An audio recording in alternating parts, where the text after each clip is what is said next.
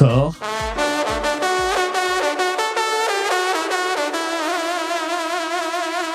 à corps, corps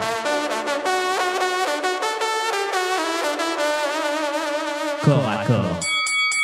Et pour ce corps à corps, je reviens. Et vous savez, on a entendu hier, chez nous ici, la colère d'un ancien membre de la Civis, Arnaud Gallet, qui dénonce le gâchis de la Civis 2, qui, en plus de la mise en retrait des deux présidents, la démission, qui selon lui a été, surtout il considère que la Civis a été dévoyée de sa doctrine initiale. Quelle était cette doctrine initiale? La protection et l'écoute des victimes. Voilà. Et il dit, ce n'est pas fait, et la Civis 2 ne va pas le faire.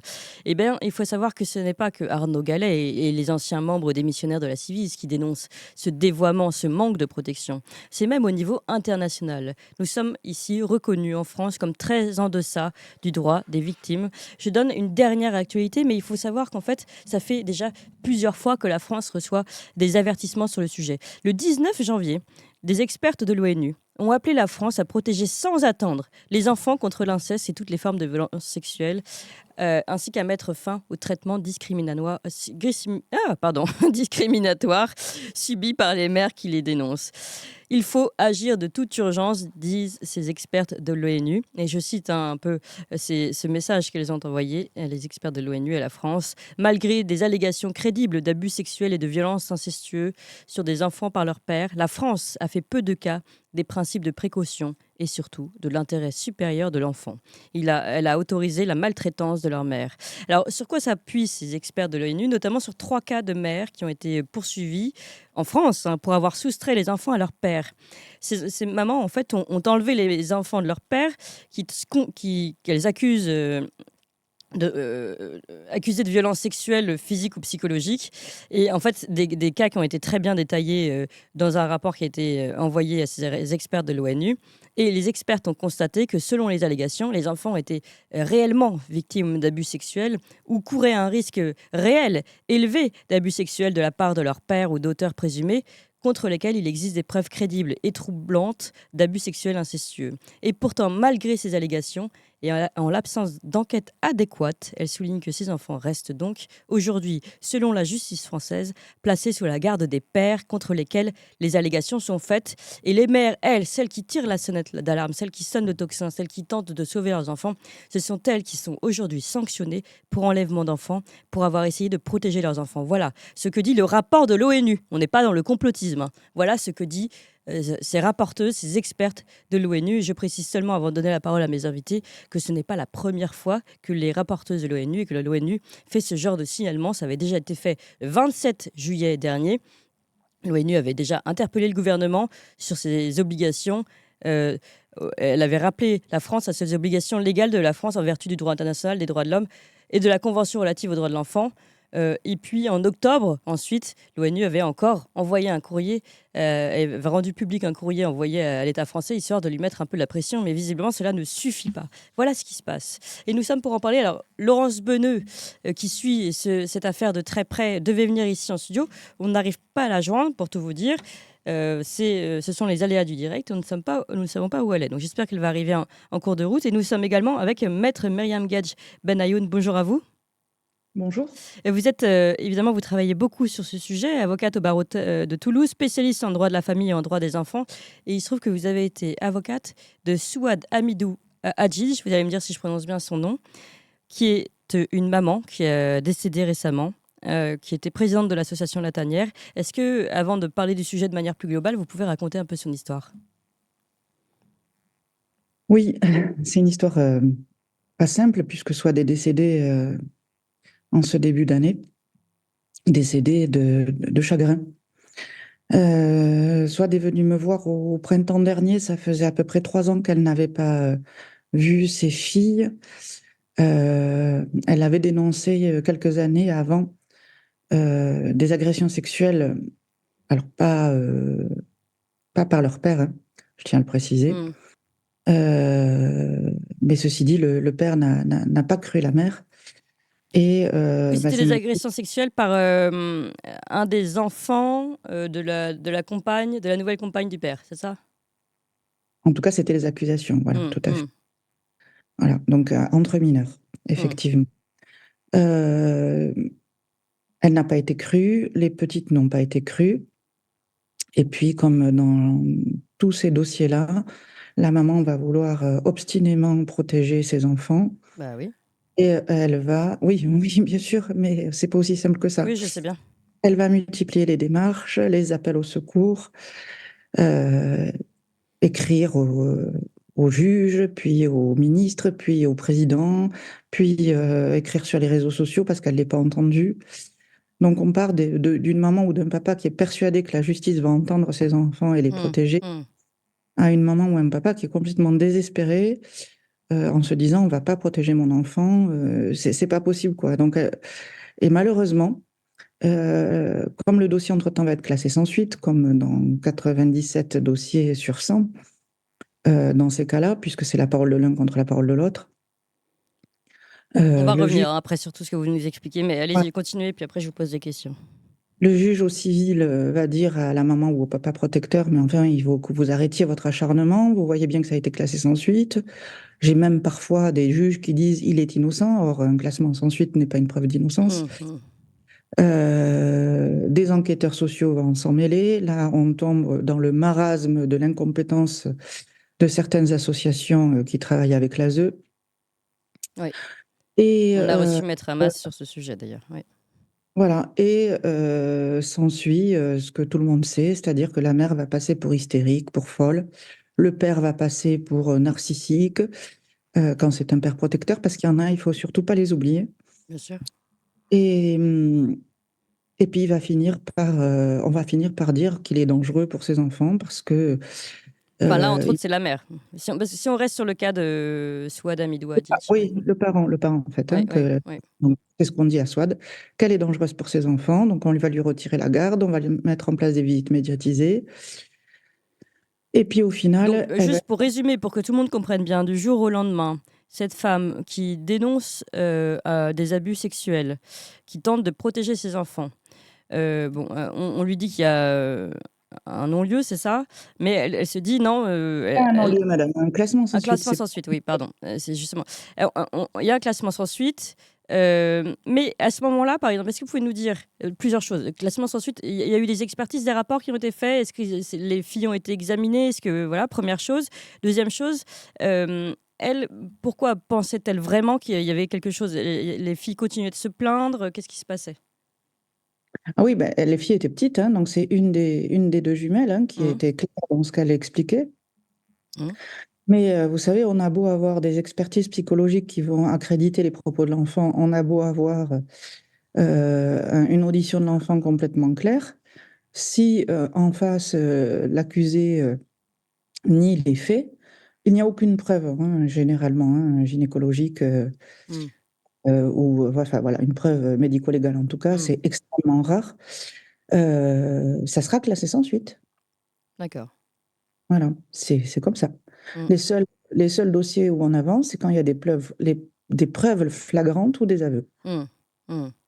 Donc, sans preuve flagrante de violence ou de viol, par exemple, on ne peut pas. Voilà, ce qui est un peu. Alors Il y a après, aussi la présomption d'innocence, donc on peut comprendre aussi. voilà, Mais bon, on va, comment. on va comment on va y revenir, hein. C'est un système judiciaire schizophrénique en fait, hein, pour Hmm, ces enfants, ses parents protecteurs. oui, Donc, ce qui est arrivé à Swad, et donc là, la maman a raison. euh, Elle perd la raison, entre guillemets, bien oui. entendu. Et, euh, et elle va faire des. Par exemple, Swad, en ce qui la concerne, elle va refuser que ses filles soient testées au niveau du Covid. Vous savez, quand Hmm, les enfants. hmm, Parce qu'elles ont la cloison nasale déviée. Euh, et donc, voilà, elle préférait qu'elle fasse d'autres tests. Et donc, le père va profiter de ça dans cette période Covid complètement folle hmm. pour saisir le juge en disant, vous voyez, cette mère, elle refuse. Alors, elles ont aussi des maladies génétiques, donc elle n'était pas vraiment pour les vaccins. Hmm. Et donc, grâce à ça, si j'ai envie de dire, Surtout qu'elles étaient toutes petites. Donc, oui. le père va réussir à obtenir l'exercice de l'autorité parentale exclusive. Hmm, Et donc, Swad va se retrouver sans ses filles et sans autorité parentale parce que son avocate va oublier de saisir le JAF pour remettre en place les visites médiatisées. Du coup, le JAF que va saisir le père va dire, vous voyez, vous avez même oublié de saisir le JAF. Juge des affaires familiales, oui. Voilà. C'est que vous vous foutez de vos enfants, quoi. Donc, et elle arrive au cabinet avec ça. Donc, on galère bien à redorer son image. Ah oui, ce qu'il faut dire aussi, c'est que le juge d'affaires familiales demande à madame de se faire interner puisqu'elle a des problèmes psychiatriques et d'en justifier à monsieur. Ça, c'est quand même un exploit dans ce dossier que je n'ai vu nulle part ailleurs. C'est Pardon, redites, qu'est-ce qui s'est passé? Qu'est-ce qu'ils ont réussi à dire? Ils ont réussi à dire à madame Hadjidj qu'elle avait un problème psychiatrique Hmm. suite à une expertise et qu'il fallait donc qu'elle se fasse interner et soigner et qu'elle devait en justifier à monsieur, Ah ce oui. qui est Ouais, complètement ouais, interdit. ouais. Voilà. D'accord. Malheureusement, j'ai envie de dire, Swad est allée voir multiples psychiatres qui lui ont dit qu'elle n'avait aucun problème et qu'elle ne se ferait pas interner parce qu'elle n'avait aucun problème psychiatrique. On a beau avoir fourni ces certificats, ça a été un mur en face. Et donc, moi, j'arrive là en appel, dans une cour d'appel du sud de la France. Et entre-temps, ce qu'a fait Swad, c'est qu'elle a monté une association qui s'appelle La Tanière. Hmm. C'est-à-dire que Swad, c'était une personne hyper intelligente, incroyable et d'une dévotion fantastique. Et donc, au lieu bah, De sombrer. de sombrer et enfin, de dire d'être en colère après les enfants incestueux, enfin les agresseurs sexuels mineurs, elle a essayé de les comprendre. Elle a fait plusieurs formations et elle a décidé de monter cette association pour, bien sûr, les mineurs victimes de violences, mais également pour les mineurs agresseurs. Hmm. Parce que selon elle, voilà, il fallait les aider, parce que s'ils étaient agresseurs en étant mineurs, c'est que quelque part, il y avait quelque chose qui n'avait Qui pas clochait été, pas avec les parents aussi, oui. pas forcément les parents, Oui. mais ça peut être, vous savez, des Hmm. visionnages Oui, pornographiques oui. violents, ça peut être l'entourage, ça peut Hmm. être, Hmm. je veux dire, Oui, dans l'entourage. quand vous savez que vous avez une personne sur 10 victimes, c'est qu'il y a, enfin, il y a des agresseurs de partout, quoi. Hmm. Hmm. Donc, elle avait monté cette association, elle faisait un travail considérable qui était monté jusqu'au Canada. Et les procureurs donc, de cette fameuse cour d'appel lui confiaient les enfants qui étaient auteurs ou victimes. Donc, quand on s'est retrouvé devant cette cour d'appel, j'ai demandé à la magistrate si la cour était capable de confier à Swad les enfants auteurs ou victimes, pourquoi elle n'avait pas ses propres enfants. C'est Oui. comme ça qu'on a réussi à nouveau à obtenir des droits.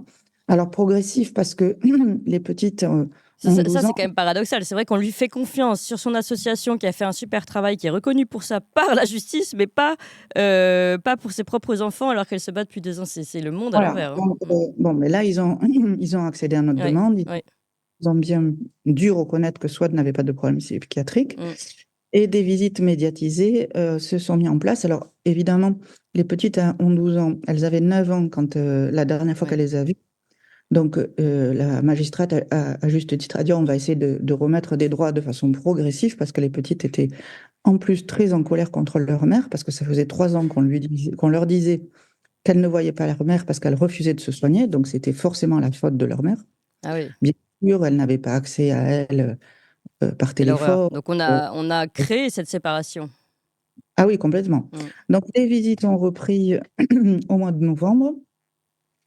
Les 2 premières visites se sont passées au mois de novembre, avec une des 2 jumelles de façon exceptionnelle, avec l'autre, celle qui a été enfin, celle qui dit avoir été agressée, justement, de façon plus violente, parce qu'elle reprochait à sa mère, justement, De ne pas de l'avoir protégée. ne pas s'être fait soigner. Non, non, pas du tout. Ouais.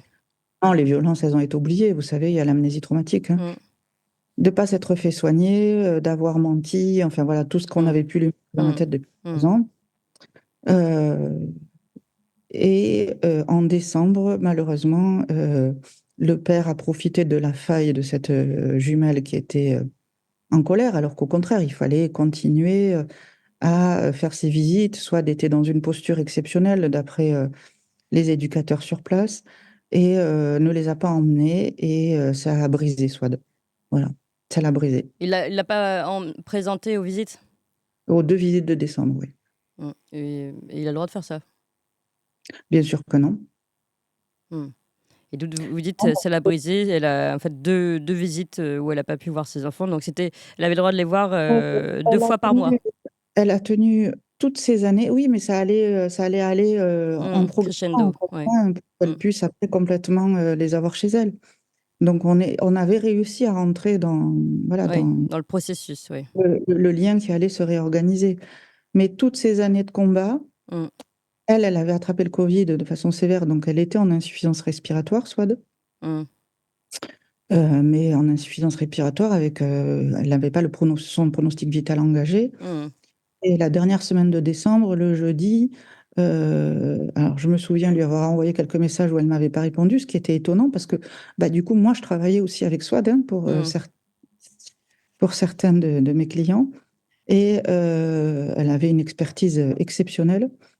Et je m'inquiétais. Le jeudi matin, elle m'appelle en me disant oui, Myriam, vous inquiétez pas, je suis hospitalisée, mes reins ont lâché. Mais j'ai eu vos messages. Enfin, oui, je lui dis, c'est pas l'important. Qu'est-ce qui se passe? Comment allez-vous? Elle me dit, ben, les médecins m'ont dit que c'était un choc émotionnel trop important. Donc là, il y avait les médecins à côté qui m'ont expliqué qu'effectivement, ce choc émotionnel de plus, c'est-à-dire le fait qu'on ne lui présente pas ses filles, Mm. après 3 ans, vous voyez ce que c'est. Hein, Non, enfin, non, mais je peux même pas imaginer, donc... c'est la chair de votre chair, c'est vos entrailles, quoi. Et ça y est, enfin. À la limite, il fallait pas les ramener dès le départ parce que enfin, elle retrouvait ses enfants. C'était son seul objectif, soit. Voilà, c'était ses enfants. Elle les a élevés, elle les a. Ouais. Bref.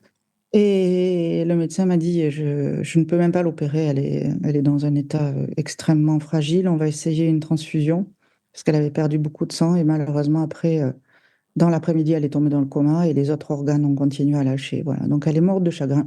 Mm. D'accord. Donc c'était d'abord on va lui rendre hommage à cette femme qui s'est battue jusqu'au bout pour récupérer ses enfants et qui s'est battue pour les autres enfants et les autres mamans, enfin les autres parents d'ailleurs qui sont séparés de leurs enfants. Et si on élargit aujourd'hui un petit peu le sujet, c'est parce que ce cas de Souam Hamidou Hadji, on pourrait croire que c'est une foi, on pourrait croire que peut-être nous sommes trop, nous prenons trop parti, que ce n'est pas la vérité, etc. Enfin, c'est même une façon de se rassurer. Mais il se trouve que ce n'est pas le cas puisque nous sommes, comment dire, alertés par l'ONU depuis à plusieurs reprises, qui a bien remarqué, et à travers d'autres témoignages et d'autres courriers et d'autres rapports qui ont été travaillés, étudiés par ces rapporteuses de l'ONU, qui voient bien qu'il y a un gros problème de ce côté-là et que la France est donc coupable de continuer, en effet, de ne jamais écouter les parents qui tentent de protéger leurs enfants face à des violences. Et ce sont les parents qui veulent protéger leurs enfants qui sont séparés. Et là, encore une fois, donc le 19 janvier, mais une fois de plus, j'ai envie de dire, il y a eu cet appel des experts de l'ONU qui appelle la France à enfin protéger sans attendre les enfants contre l'inceste. C'est quand même très fort. Et on se dit, mais dans quel monde on vit ou quelle France vivons-nous? Alors oui, en effet, ce d'autant que avec ma consoeur Sophie Benayoun, nous sommes à l'origine de la saisine de l'ONU dans le cadre du dossier de Priscilla Majani. Hmm. Voilà, donc on a été rencontrer les experts. Donc, c'est mm, un des trois cas qui a été cité, qui ont été étudiés et l'un des cas pour lequel vous travaillez. Tout à fait, oui. D'accord. On est les Et pour ce cas-là, par exemple, est-ce que est-ce que le fait que l'ONU reconnaisse ce problème fait que ça va changer au moins le droit en France? Non, bien au contraire. En fait, voilà, les autorités ont été extrêmement contrariées que l'ONU mette le nez dans leurs affaires. En fait, l'ONU, elle fait des rapports, mais après, elle n'a aucun pouvoir coercitif, hein. Donc voilà, c'est des rapports.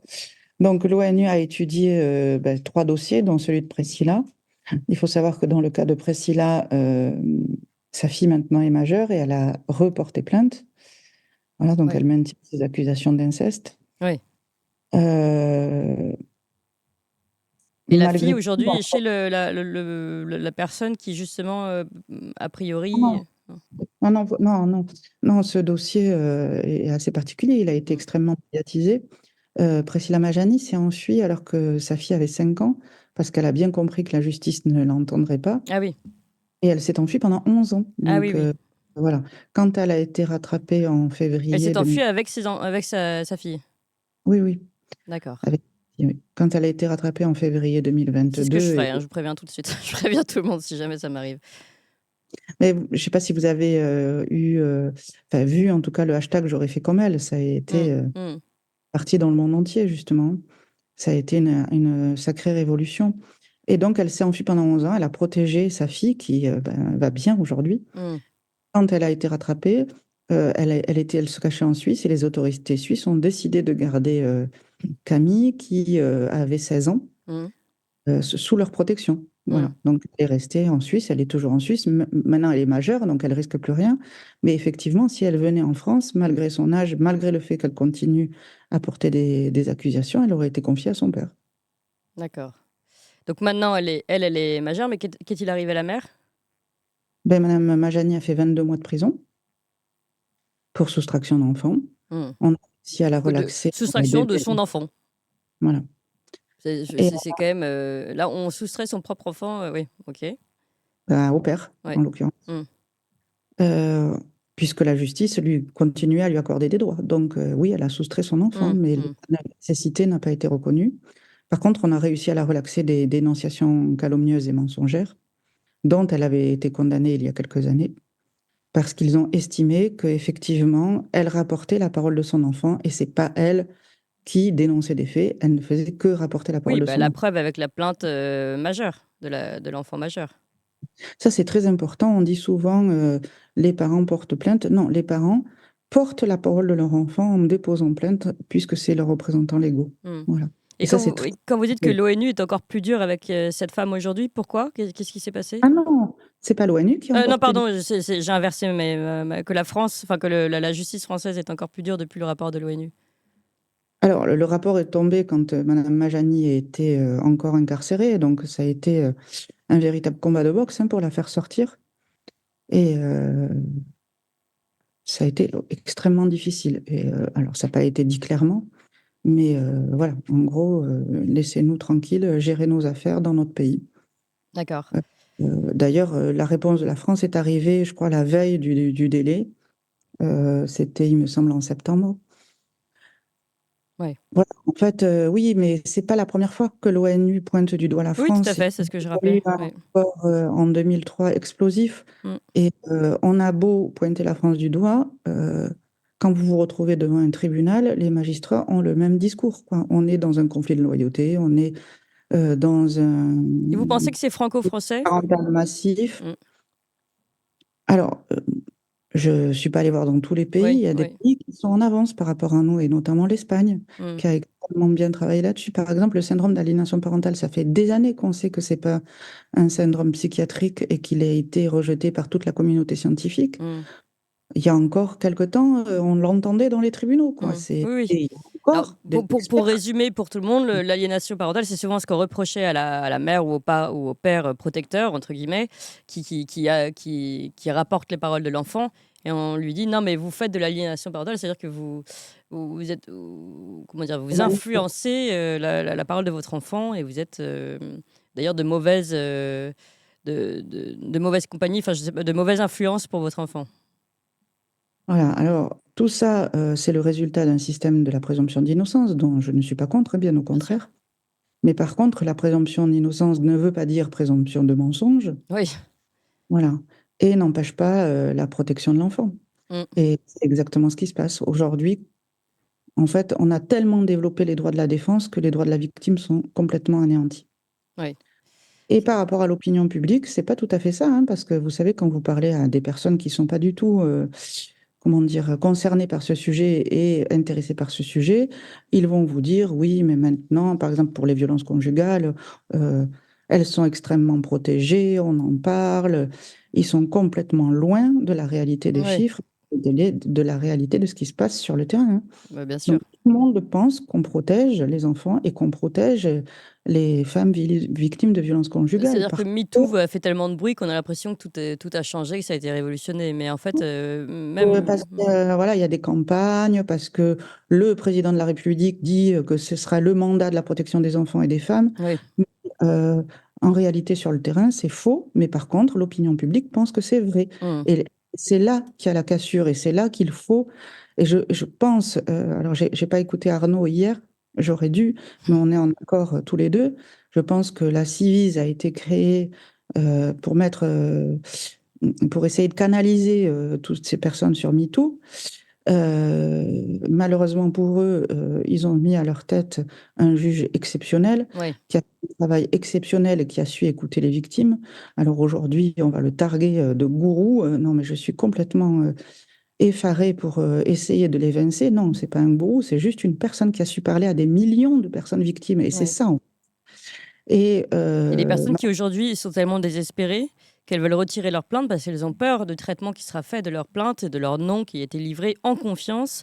Et on peut comprendre quand on voit en effet la personnalité des deux présidents dont on a reparlé encore hier avec Arnaud Gallet. Donc c'est vrai. alors, Et non, c'est intéressant ce que vous dites. Vous pensez que finalement, la Civis a été créée, je le rappelle, après l'affaire notamment Familia Grande. Ensuite, on a eu toutes ces affaires MeToo, etc. Donc on s'est dit, bon, vous pensez, d'après ce que vous venez de dire, que finalement Emmanuel Macron s'est dit c'est une façon comment dire, d'encadrer un peu cette colère et de lui mettre un nom et de lui dire bah, regardez, on a fait quelque chose. Voilà. Sauf que, alors, comme vous avez dit, pas de chance, on est tombé sur un bon juge qui a fait un super travail. alors, honnêtement, pendant la Civis 1, non, j'y croyais, Ouais, c'est ça.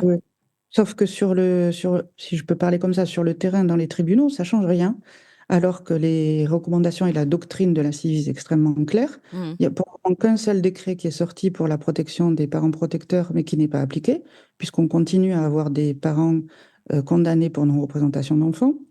Donc, au niveau des textes, personne n'a suivi la Civis. Et ce qui me fait penser ça, c'est la création de cette Civis 2 Ouais. en mettant à la tête ce médecin dont enfin, je suis le conseil de Louison, hein, la personne qui a porté plainte contre Mhm. ce médecin. C'est complètement effarant quand vous voyez ce qu'elle a écrit. Mhm. Refaire vivre aux victimes les viols pour avoir leurs sensations, mais si c'est pas du viol, qu'est-ce que c'est? Mhm. Euh, donc, Et apparemment, ça, c'est même écrit que c'est sa doctrine. Hein. C'est pas juste la plainte, enfin, juste entre guillemets. Hein. C'est la c'est doctrine de ce médecin, donc, qui était également coprésidente de la Civis 2. Sa doctrine est officielle et publiée. Elle considère que pour voir s'il y a bien eu quelque chose qui a été vécu par cette personne, il faut refaire la même pénétration finalement. enfin, oui, les mêmes gestes en Les tout mêmes cas. gestes, oui. Oui. Produit sur Louison, il y a d'autres victimes qui m'ont contacté, qui ont très peur de se positionner vu Le traitement le, des victimes. le traitement des victimes et puis la presse Oui, sur bien sûr. par rapport à Louison. Mm. Et Louison, elle n'a pas dénoncé ce médecin quand il y a eu la Civis 2. Louison, elle parle sans parler de ce médecin depuis les années 2020 et publiquement. Mm. Elle a même fait un livre. Donc, on ne peut pas dire que ce serait manipulé par le gourou Édouard Durand pour détruire la Civis 2. Pas du tout. Donc, il suffit d'aller sur le blog de Louison et on va s'en rendre compte. C'est extrêmement grave. Et là, je me dis euh, que je suis complètement désespérée, en fait, Mm. que on n'a pas du tout envie d'entendre ces enfants victimes, ni de Oui. les protéger, Oui. et que on leur a fait croire pendant quelques années que oui, que ça allait changer, et cet espoir retombe, ça va être un tsunami, et contrairement à ce que, enfin, si ce que je pense est vrai, on voulait les faire taire, je pense que quand ça va trembler, ça va être assez important parce qu'il y a des millions de victimes, la colère est en train de bouillir et ils ont voulu éteindre le MeToo, mais je pense qu'il va être violent Mais parce que on ouais. les a pas entendus. Voilà. Ou alors il faudrait, comme j'ai fait une fois un appel au président de la République, parce que je n'en pouvais plus. Vous savez, c'est extrêmement difficile hein, de dire aux parents qu'on ne va pas protéger leur enfant en tant qu'avocat. Bah, évidemment. On n'a pas les moyens. Enlevons la personnalité juridique aux enfants, autorisons le viol et on n'en parle plus. Voilà. Et on va libérer les tribunaux d'énormément de dossiers. Si c'est ça qu'ils veulent, qu'il ait le courage de le faire. Ouais. Pourquoi vous pensez justement, vous dites c'est ça qu'ils veulent? Comment on peut expliquer qu'aujourd'hui ils ne bougent pas face à ce drame quotidien? Et pourquoi dévoyer la Civis? Pourquoi veulent-ils fermer les yeux finalement? D'abord, on est dans une société qui refuse de regarder l'inceste en face et de regarder l'inceste en face de façon colossale. C'est colossal l'inceste hein, aujourd'hui. C'est 3 enfants par classe, enfin les chiffres. Grâce à la Civis, sont officiels. C'est 160 000 enfants par an et c'est extrêmement difficile. Quand vous vous retrouvez face à un juge, il va préférer s'appuyer sur un père ou une mère qui a l'air complètement sûr d'elle, posé, calme, plutôt que sur un parent qui est à la limite de l'hystérie, comme ils le disent eux-mêmes, pour protéger son enfant, et de dire, ben oui, encore un de plus qui a été agressé ou violé par son père ou sa mère. Et on est face à des incestes transgénérationnels, c'est-à-dire des pères qui ont déjà été incestueux ou des mères qui ont déjà été incestueux. En fait, c'est comme un maillage, comme un nœud extrêmement important. Et les victimes qui osent parler, les victimes qui veulent se sortir de là, c'est-à-dire qui ne veulent pas reproduire, elles doivent passer ce maillage et c'est extrêmement difficile. Donc, ben, ce qu'il faut faire, c'est être à plusieurs pour passer dans le petit trou. Et derrière, il y a la barrière judiciaire. Alors, oui, moi, je dis que quand on ne protège que 3 victimes sur 100, c'est qu'on veut que les enfants soient violés. Je peux pas dire autre chose que ça. Mmh. Voilà, on ne protège que 3 victimes sur 100. C'est les chiffres, c'est pas moi qui les ai donnés, Mmh. c'est le ministère. Donc, si on laisse 97 enfants sur 100 se faire violer et qu'on les confie à leurs parents ou à leurs grands-parents violeurs, c'est qu'on a envie qu'ils se fassent violer. Enfin, je ne peux pas dire autre chose que ça. Voilà, c'est ce que je constate à mon Surtout après de cabinet. nombreuses alertes, je veux dire, Ah de ben partout, maintenant, on peut pas des dire que c'est ça, avocats, hein. oui, de vous, Je des sais pas avocats, des si familles. vous avez lu le rapport de la Civis, 756 pages, Mmh. extrêmement bien fait. Il dit tout ce qu'on vit. Enfin, c'est ce rapport, il y a pas besoin de faire autre chose que ce rapport, hein. Il Eh y aurait oui. même pas besoin d'une Civis 2. Il y aurait juste besoin d'appliquer la doctrine de la Civis C'est ce 1. que d'ailleurs, c'est ce que demandait le juge Durand. Il a dit: «J'espère que ce n'est pas la fin, mais seulement, grâce à notre doctrine, le début de la mise en place, en fait, de notre doctrine». Et évidemment, bah, enfin évidemment non, mais et on lui a empêché de continuer et évidemment, on voit ce qui se passe aujourd'hui. C'est-à-dire que les présidents qui ont été choisis d'une drôle de façon, démissionnent aussi face à la pression, j'imagine. Et on nous dit que la Civis va continuer, mais on ne sait même pas ce que ça va devenir. Donc qu'est-ce que c'est que cette histoire de monter une civise soi-disant au nom de l'enfant et de petit à petit la voir s'autodétruire ou lui permettre de s'autodétruire, je ne sais pas, pour ne plus parler de ce sujet en disant bon, on l'a Alors fait. voilà, Bon, mais écoutez, ouais, moi, j'ose le dire aujourd'hui. J'avais des doutes, mais j'ose le dire aujourd'hui avec les personnes qu'ils ont mis dans la Civis 2. C'était de la poudre aux yeux, c'était pour canaliser les victimes, pour pas avoir de scandale. Mais malheureusement, voilà, ils ont essayé de mettre Elisabeth Guigou à sa tête. Je ne sais pas si vous vous souvenez, qui avait des liens avec la famille Kouchner. oui, oui.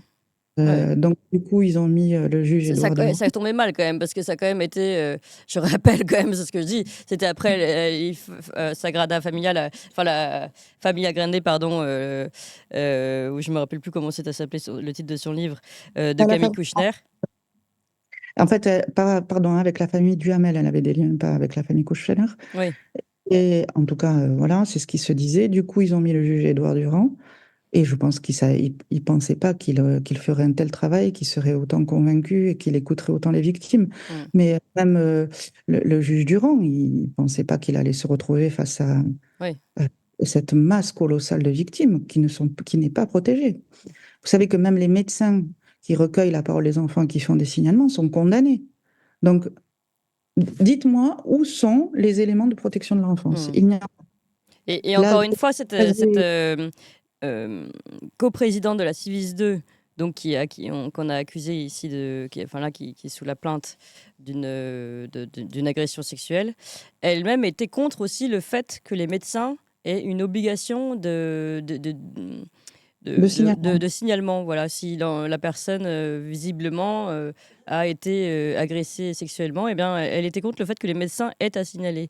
Alors que justement, ce que nous expliquait Arnaud Gallet hier, c'est que c'est justement cette obligation permettait de protéger les médecins, de les protéger parce que quand ils sont lanceurs d'alerte, finalement, ça se retourne contre eux. Ah ben, complètement. Florence Ferricelli, le docteur Isard, elles ont toutes été condamnées, et même avec des sanctions importantes, hein, avec, C'est dingue. voilà. Et parce qu'elles avaient dénoncé des faits que les enfants leur relayaient dans leur cabinet. C'est Mm. complètement fou. Mm. C'est complètement fou. Voilà. Donc, où est la protection de l'enfance? Il n'y en a pas. Oui, Et encore un sujet à aborder qui est complètement fou aussi, c'est celui de l'ASE. oui. Avec cette association, c'est devenu un business lucratif, les placements d'enfants tellement importants. Et en fait, on va choisir ces enfants-là parce qu'ils sont complètement en détresse. Mm. Euh, on les place chez les parents protecteurs. C'est devenu un business, en fait. Et on met des enfants de 15 ans dans des appartements ou dans des hôtels. Enfin, vous avez vu l'histoire de la petite Lily. Moi, je suis complètement effarée. Ouais. Les enfants Oui, dans qui s'est l'hôtel, suicidé. Oui. et personne ne les... Il y avait eu un reportage, il me semble, sur une chaîne, je ne sais plus si c'était sur la 2 ou sur la 6, sur la l'ASE, qui était complètement édifiant, qui montrait Mm. que les personnes n'étaient pas formées. ASE, Elles, c'est aide sociale à l'enfance, hein, je le dis pour tout le monde. Oui. voilà, elles étaient choisies parce qu'ils étaient en manque, bien sûr, de famille d'accueil, mais sans vérifier quoi que ce soit, même pas leur casier judiciaire. Et pourtant, rien n'est fait. Mm. Absolument rien n'est fait. Moi, quand je vois certains rapports de ces associations, mais je bondis, je bondis, je me dis, mais c'est pas possible, c'est pas des professionnels. Ouais, ouais. Et on avait reçu à ce sujet récemment Maître Hamas qui a sorti un livre, hein, sur ce qui se passe avec les placements abusifs. Et il dit vraiment euh, il suffit qu'à un moment donné, un parent soit dénoncé par un autre ou enfin, c'est des toutes petites choses. Et après, la mère ou le père va prendre 4 ans à pouvoir revoir ses enfants. Et ils sont bloqués par la l'ASE. Les enfants sont malheureux, ils le disent, ils l'expriment à tout le monde. Et pourtant, ils n'auront pas la possibilité de récupérer leurs enfants qui sont donc mis dans des foyers où en plus ils peuvent vivre les pires drames. Enfin, alors, Oui, enfin, bref, parce que c'est vrai qu'on vit dans un drôle de monde et la France particulièrement est quand même particulièrement visée et particulièrement coupable. Et il est important d'en parler. Je sais que c'est pas très drôle d'en parler tous les matins. Et on suit, je vous dis, on avait Arnaud Gallet hier. Encore avant, nous avions justement Maître Hamas sur l'ASE. Et on va continuer d'en parler parce que c'est notre rôle aussi sur Toxin de sonner le tocsin, justement. Donc je vous remercie infiniment, en tout cas, Maître Mariam Gedj Benayoun, eh bien, pour ce temps accordé et de nous avoir raconté, évidemment, ces terribles témoignages.